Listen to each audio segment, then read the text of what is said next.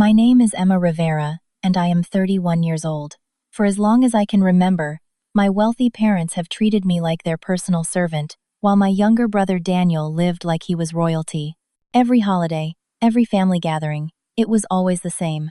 I was in the kitchen, sweating over trays of food, while Daniel charmed the guests, and my parents beamed with pride. But last Christmas Eve, when my mother demanded I cook for 30 of Daniel's most important business contacts with only a day's notice, something inside me finally broke. What happened after that didn't just change our family dynamic, it turned our entire world upside down and exposed a truth none of them were ready to face. Before I tell you how I went from being the family maid to the person they now beg for forgiveness, I want to know if you have ever been treated like you don't matter by the very people who should support you. Share your story in the comments because I read everyone. Let me take you back to that cold December evening when it all began. I was in my apartment in downtown Boston, carefully folding clothes into my suitcase, when my phone buzzed. The caller ID showed Mom. I already knew this would not be a pleasant conversation.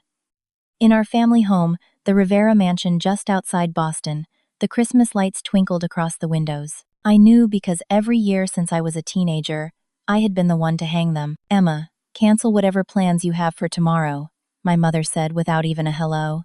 Her voice carried that same commanding tone that always left no room for argument. I kept folding my blazer, refusing to give her the satisfaction of hesitation. What is happening tomorrow? I asked. Daniel is hosting his networking group for Christmas Eve dinner. Very important people, Emma. 30 guests, including executives from Summit Resorts. You will need to arrive by noon to start cooking. 7 courses, a dozen sides, the menu is already planned. My grip tightened on the phone. Daniel's networking group.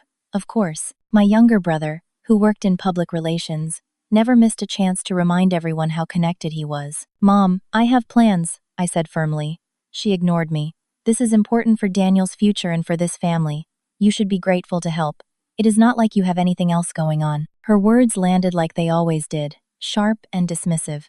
She had no idea that only a few hours earlier I had received an email from Grace Lynn, the chief executive officer of Summit Resorts.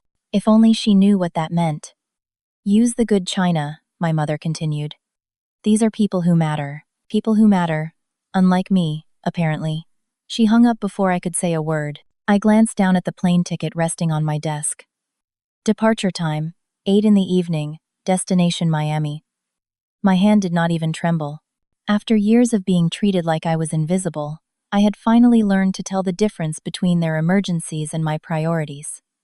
I sat on my bed as the memories flooded back. 15 years of being ignored except when they needed something. Every Thanksgiving since I was a teenager, Emma will handle the cooking while Daniel entertains. Every Christmas, Emma is between jobs again.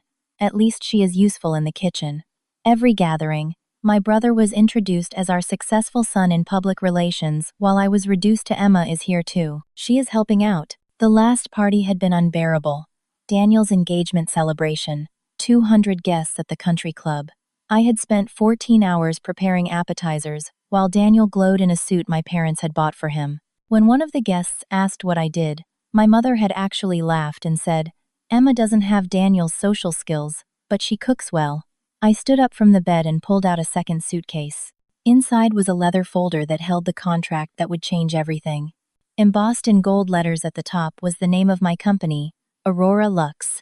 For 5 years I had built an empire in silence, 50 employees across 3 locations, and a client list that included luxury resorts and global corporations.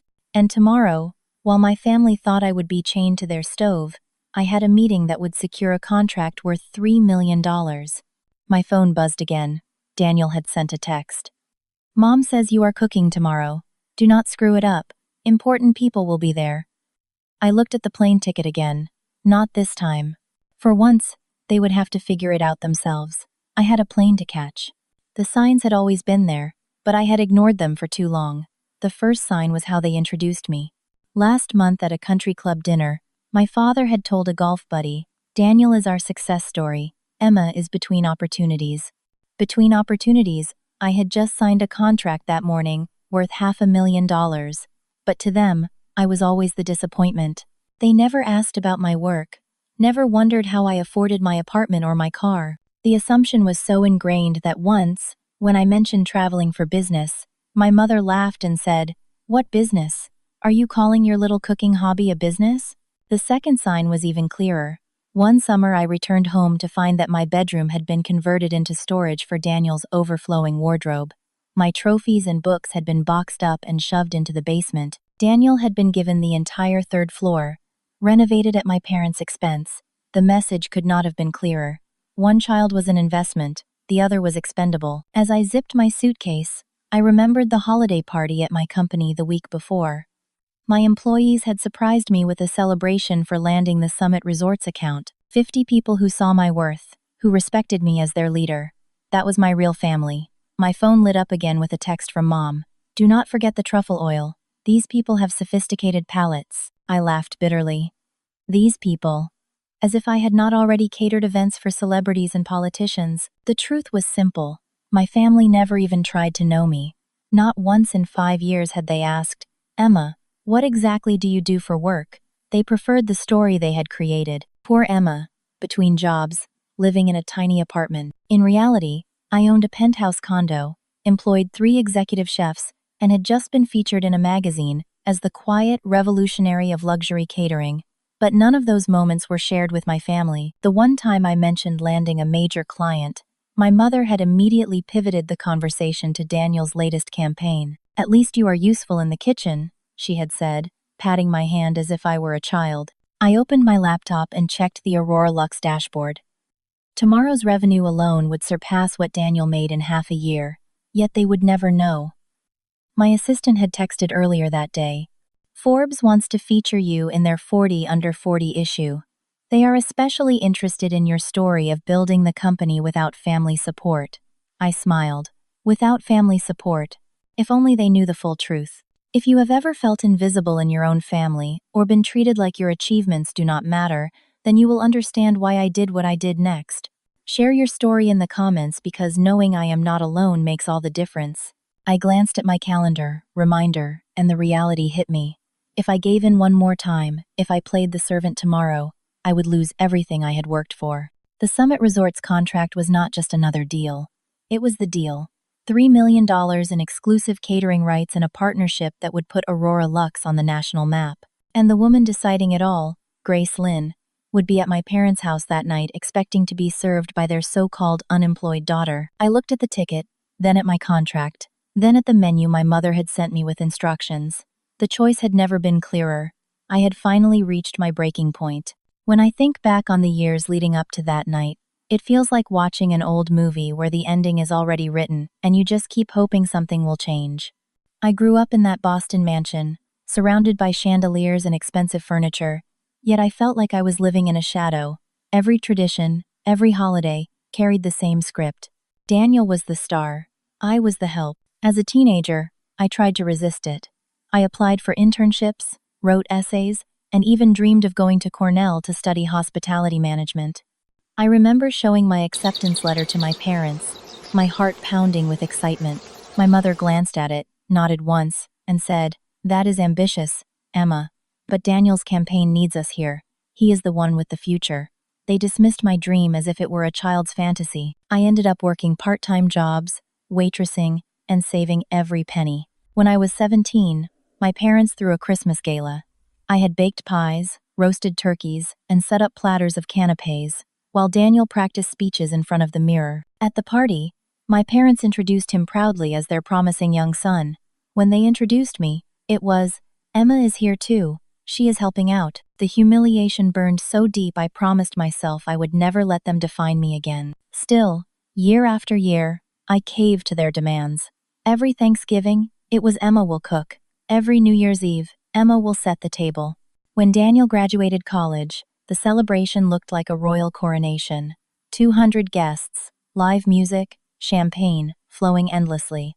I spent the day arranging flowers and managing the caterers my parents had hired, only to be thanked with a casual, "Good job, Emma. You kept things running smoothly." The irony is that while they believed I was drifting through life, I was quietly building something extraordinary. At first, I worked small events, birthdays and office gatherings, saving money until I could register Aurora Luxe under my own name.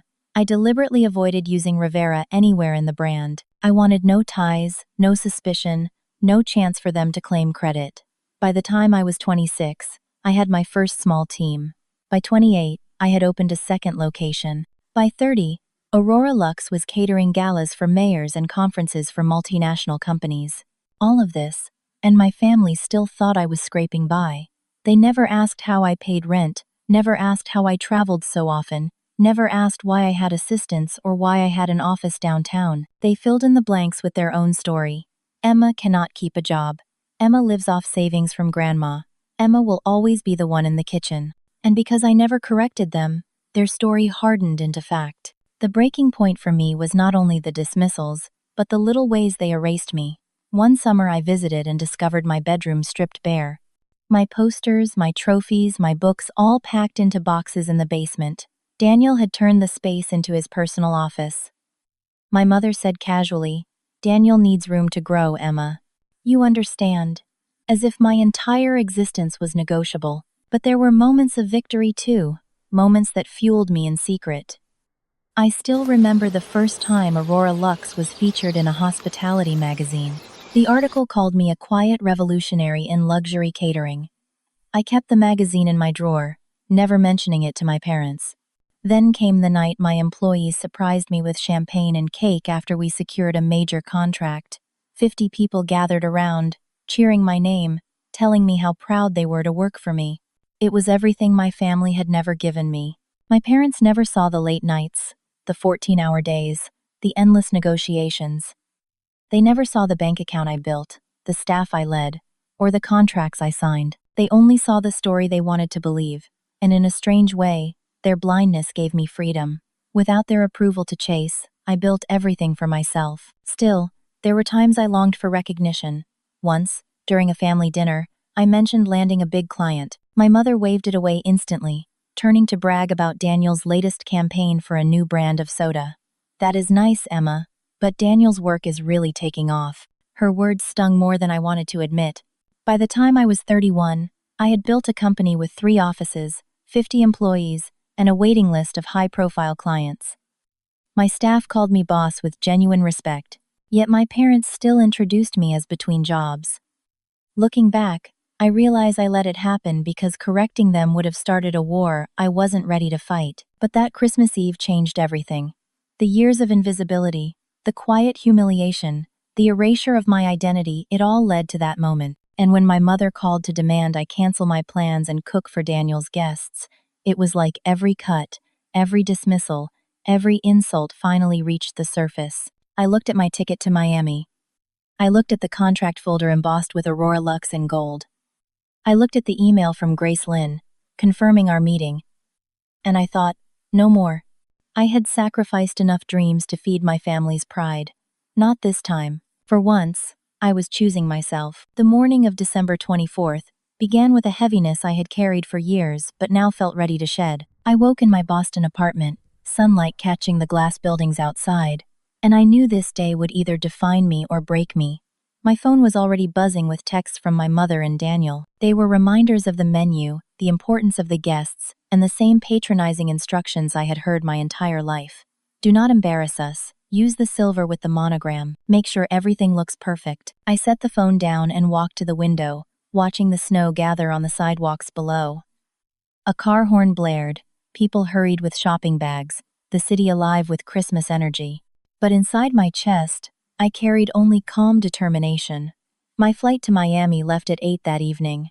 My suitcase was packed, my contract folder secured, my assistant already confirming final details with the Summit Resorts team. Still, the calls kept coming.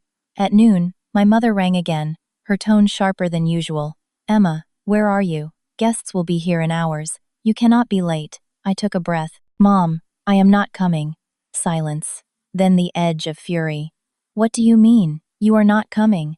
I told you this is important. I have a business trip. I am flying to Miami tonight." She laughed, not with amusement but with cruelty. "Emma, stop pretending. You do not have a business. Do not be selfish. Your brother needs this." I felt the old wound stir, that instinct to defend myself, to beg for recognition. But this time, I stayed steady. Daniel has money. He can hire a caterer. my mother's voice rose. Do you know how expensive that is? Family comes first. I swallowed the anger. Family comes first only when you need something from me. How dare you speak to me this way? We raised you. We fed you. We gave you everything. And you turned me into your servant, I said, my voice low. You never asked about my life. You never cared what I was building. She gasped as though I had struck her. Emma, cancel your flight. If you walk away tonight, do not bother coming back. For years, that threat had kept me tethered. The fear of being cut off, of being unwanted. But in that moment, it felt like freedom. Then I guess this is goodbye. I hung up before she could respond. Almost instantly, Daniel called. His voice was sharp, impatient. What did you just do? Mom is hysterical. You cannot ruin this for me. Daniel, I told you, I am not coming, he scoffed. You are doing this because Mom gave me your old room. You are jealous. My room was turned into storage years ago, I reminded him. And no, this is about my career. What career? You cook sometimes. I own a company, he laughed. Sure you do. Look, I will pay you. $200. Come cook. I nearly laughed myself. My day rate for private chef services alone was 25 times that. Not that he would ever know. No, Daniel. This is non-negotiable. I am not coming. His voice dropped to a hiss. If you do this, you are dead to us. I already am, I said quietly. Then I hung up again. By late afternoon, the flood of messages became almost absurd. My mother threatened, pleaded, then threatened again. My father sent a single text at 6. You are making a mistake. Daniel ranted in all caps about how I was ruining his career, but I did not waver. At 6:30, my ride to the airport pulled up. I left a note on my kitchen counter with emergency catering numbers, a small gesture of kindness they would likely never see. Next to it, I left my business card. Emma Rivera, Chief Executive Officer, Aurora Luxe. At 7, while chaos raged in Boston, I sat in the back of an Uber heading to Logan Airport. Snow flurried against the windows, the city lights glowing. My phone buzzed with another dozen missed calls. I turned it off completely and let silence settle over me. When the plane lifted off at 8 minutes past 8, Boston's skyline shrinking below, I felt a rush of freedom I had never known. Meanwhile, back in the Rivera mansion, panic had set in. At 6 o'clock, my mother realized I truly was not coming. She called every caterer within 50 miles, but it was Christmas Eve. Everyone was closed. The kitchen was empty, the fridge stocked only with basics. Guests began arriving at 7 sharp. Executives in suits, Daniel's polished networking circle, and most importantly, Grace Lynn, the very woman I was scheduled to meet in Miami the next morning. I would not know the full chaos until later, but the picture was clear from the frantic texts that eventually came through.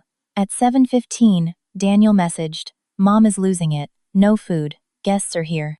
At 7:30, another, we are ordering pizza. Do you understand what you have done? At 7:45, Mom told everyone you are unreliable and unstable. She is blaming you. I imagined the scene. My mother, who prided herself on perfect hosting, serving pizza boxes balanced on heirloom plates.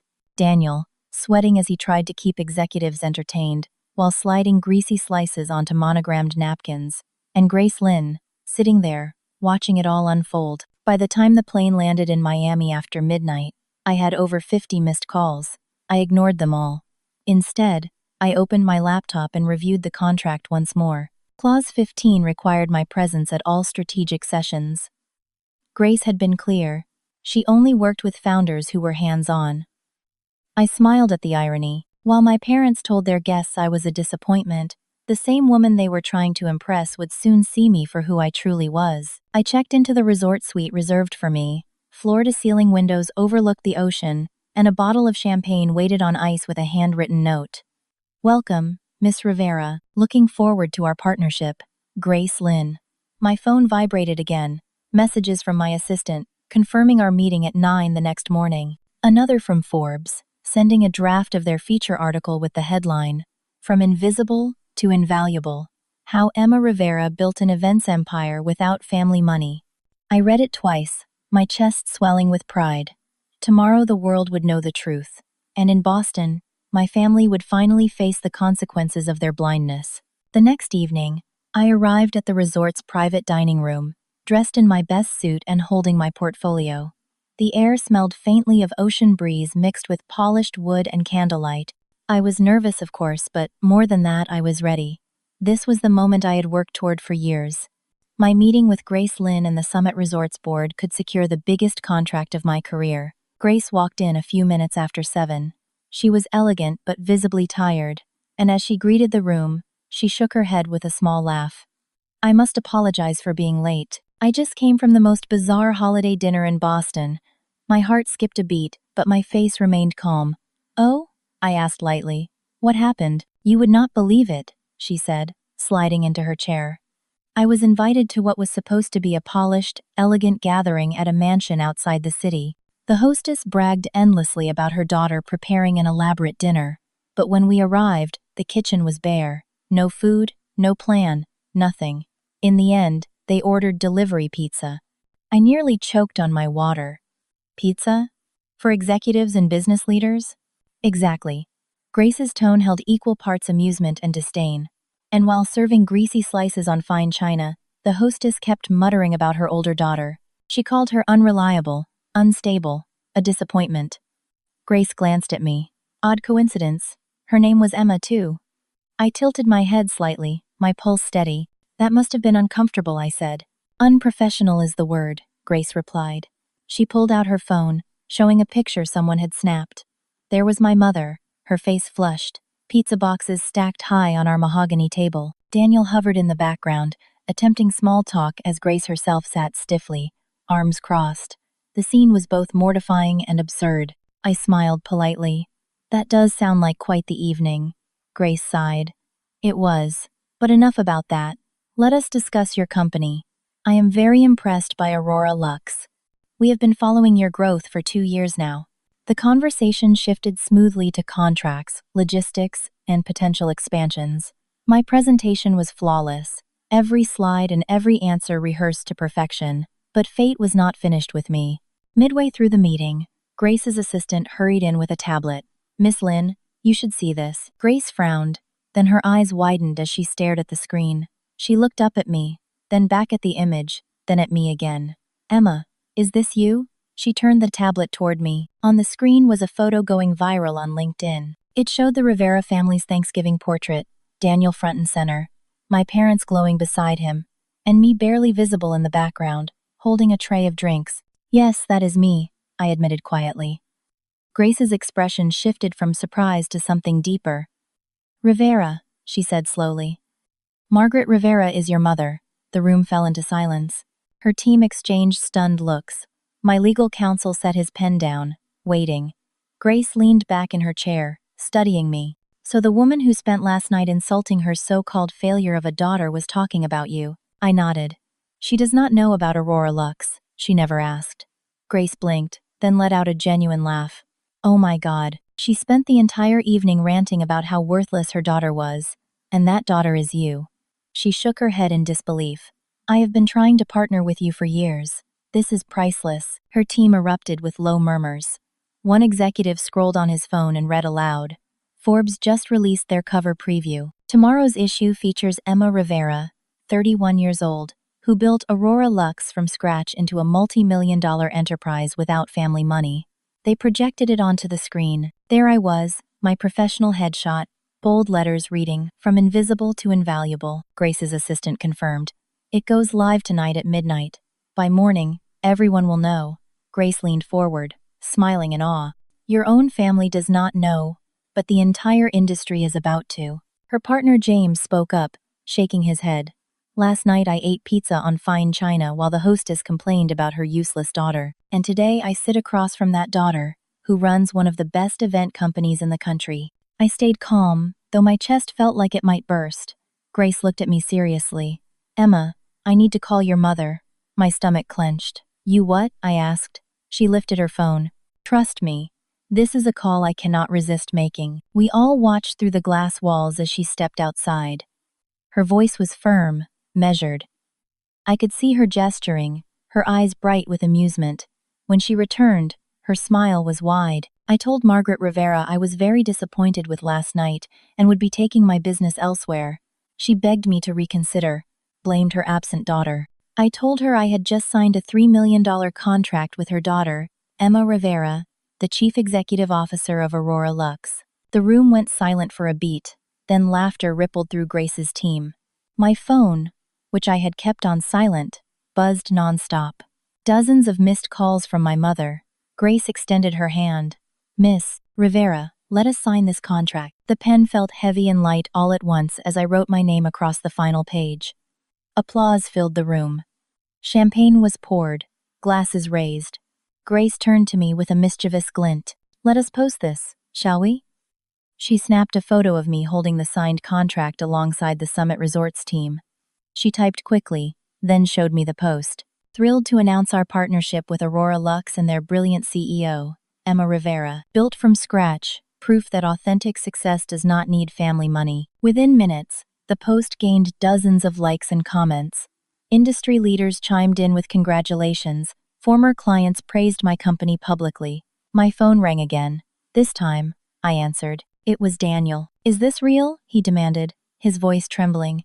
"You are a CEO? You have been hiding this? For 5 years. Why did you never tell us? You never asked. We thought you were unemployed. That was easier for you to believe." "Mom is falling apart," Daniel said. "She is calling everyone, trying to explain. Everyone saw Grace's post. That is not my problem anymore. You cannot just cut us off," he pleaded. "We are family. Family does not treat one member like a servant. Call me when you are ready to know me as I am, not as the role you assigned me." I hung up. Grace raised her glass. To boundaries. We all toasted, and for the first time in my life, I felt fully seen.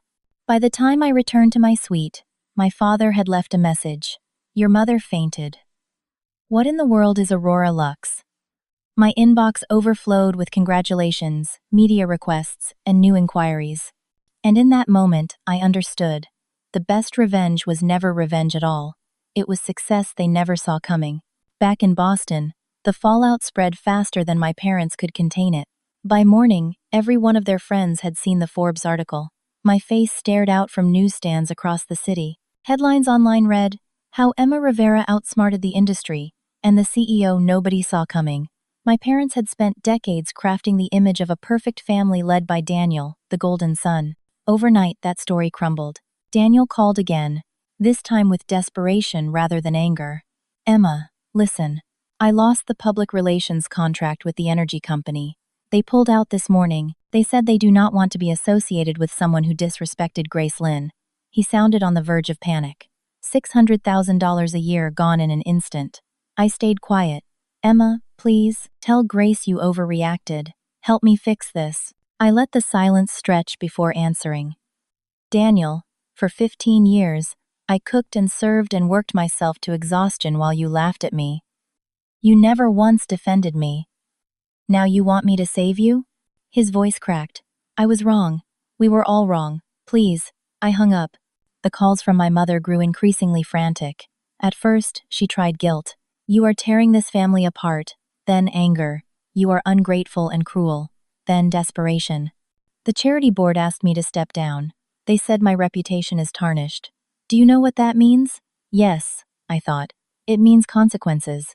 My father was quieter but no less shaken. His message came late that night. "Emma, I never understood what you were building. Perhaps I did not want to. But now everything we had is slipping away. Can we talk?" I did not answer. For years, I had begged them to talk, to listen, to see me. They had never bothered. Meanwhile, my world expanded overnight. In Miami, I was treated like royalty.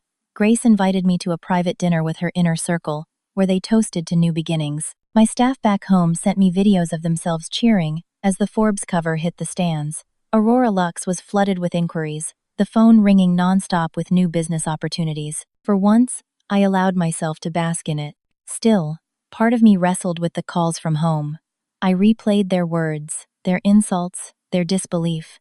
I thought of the years I spent invisible at their table, only to now sit at the head of my own. Success had not erased the ache of being unwanted, but it had built a shield against it. 2 weeks later, I returned to Boston. My parents demanded a meeting. I refused until they agreed to my terms. A neutral location, no insults, and no expectations. We met in a quiet restaurant near the harbor. They arrived early, both looking smaller somehow, the arrogance stripped away. My mother's eyes were red. My father's hands shook slightly. "Emma, we are sorry," my father began. "We did not see you." My mother's voice trembled. "We were proud of Daniel, but that does not mean we were not proud of you. You were proud of the servant you made me," I said coldly. "You were proud when I sacrificed my time, my holidays, my life for your image. You never once asked who I really was." My mother reached across the table. "We can change. Tell us how."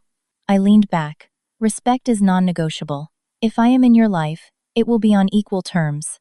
No more insults, no more dismissals, no more using me as your safety net, and you will go to therapy as a family. Without that, I have nothing to discuss with you." They exchanged a glance, then nodded slowly. "We will do it," my father said. I did not soften. Words are easy. Show me. In the weeks that followed, they began attending therapy sessions. Daniel called, apologizing in longer, less defensive ways. He admitted the jealousy he carried, the pressure of being their chosen child. I listened, but I did not rush forgiveness. Boundaries were my new language. Months later, I hosted a dinner of my own.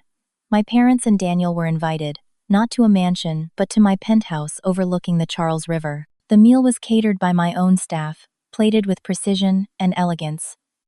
For once, I was not in the kitchen. I was at the head of the table. They looked around in awe, realizing the world I had built without them. My mother raised her glass with shaking hands. "To Emma. We did not see you, but now we do," my father added. "To respect." I accepted the toast, but I did not let it erase the past. Forgiveness was a process, not a performance. As the evening ended, I walked them to the door. Daniel lingered behind. "Thank you for letting us in," he said quietly. I nodded. "Thank you for finally standing beside me rather than above me." When the door closed, I returned to the window, city lights glittering below. My life was no longer defined by their approval. My worth was not theirs to grant or deny. Success had taught me that the most powerful word I could ever say was no. If you have ever been forced to shrink so someone else could shine, know this. You do not owe anyone your silence. You do not owe anyone your dreams. Boundaries are not cruelty, they are survival. And if you have a story like mine, share it below. Someone else out there may need to see they are not alone. Spring brought a kind of clarity I had never known.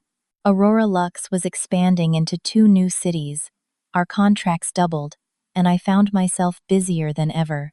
Yet even amid success, my family remained a shadow in the background, tentative and unsure.